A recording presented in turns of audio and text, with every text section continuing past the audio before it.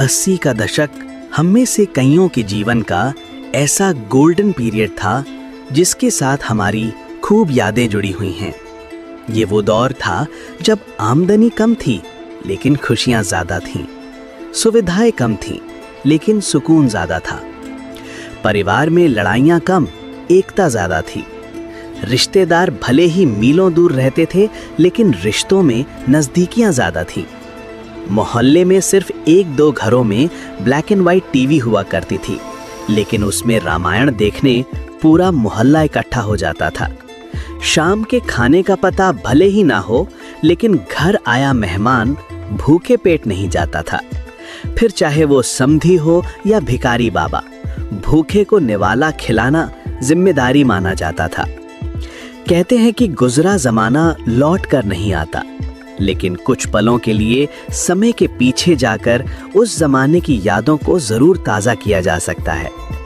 आज की इस खास पेशकश में समय से 4 दशक पीछे लेकर 80 के दशक के भारत की वो तस्वीर दिखाई जाएगी जिसे देखकर लगेगा, वाह, उस समय का भारत कितना सुनहरा था, जिसने तरक्की की सीढ़ियां चढ़कर आज दुनिया में अपना नाम रोशन किया है।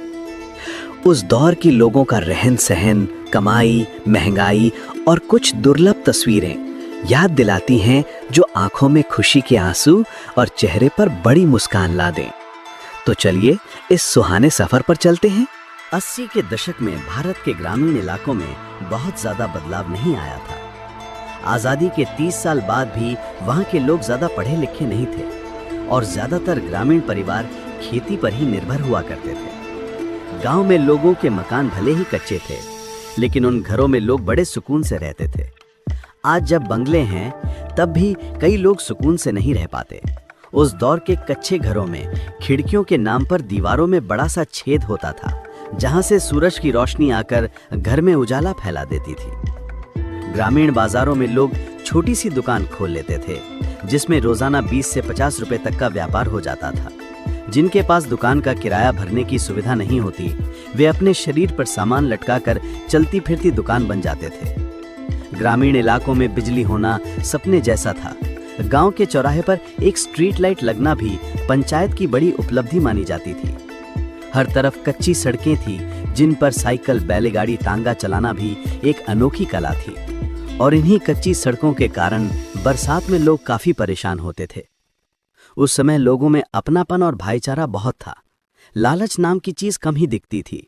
देसी खान पान के कारण लोग ज्यादा बीमार नहीं पड़ते थे, और अगर कोई बीमार पड़ भी जाए तो गांव के बड़े बुजुर्ग औषधि देकर चंद घंटों में दुरुस्त कर देते थे। गेहूं घरेलू चक्की में पीसे जाते थे, खाना लकड़ी जलाकर मिट्टी के चूल्हे पर बनता था और चरखा चलाकर कपड़े बुने जाते थे।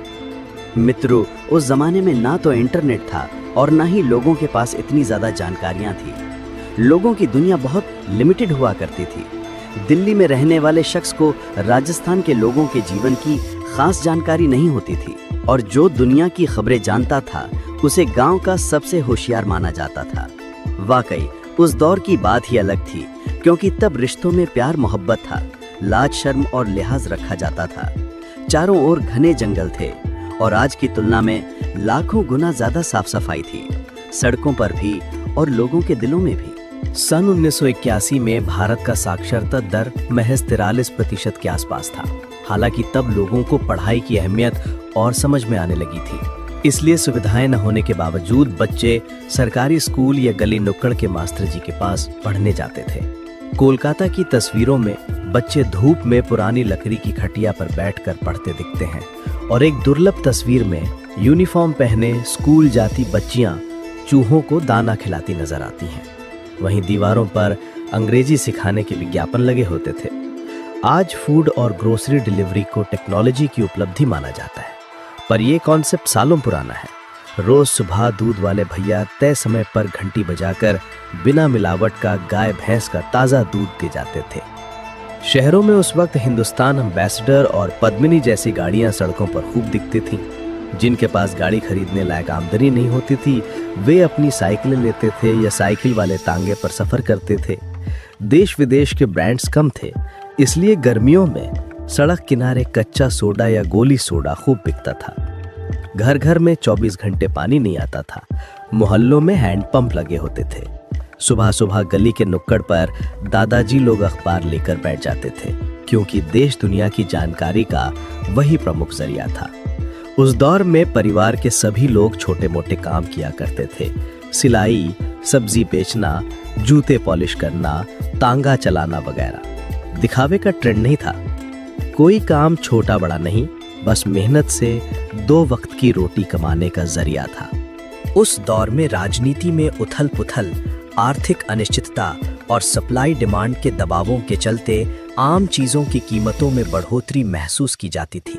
सोना चांदी से लेकर दाल चावल तक के दाम लोगों की चर्चा में रहते थे और सीमित आय में गुजारा करना कई घरों के लिए चुनौती था।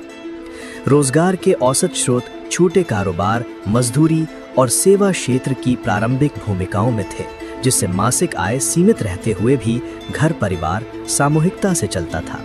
इसी कारण बचत, सादगी और सामुदायिक सहयोग उस समय के जीवन मूल्यों की पहचान थे।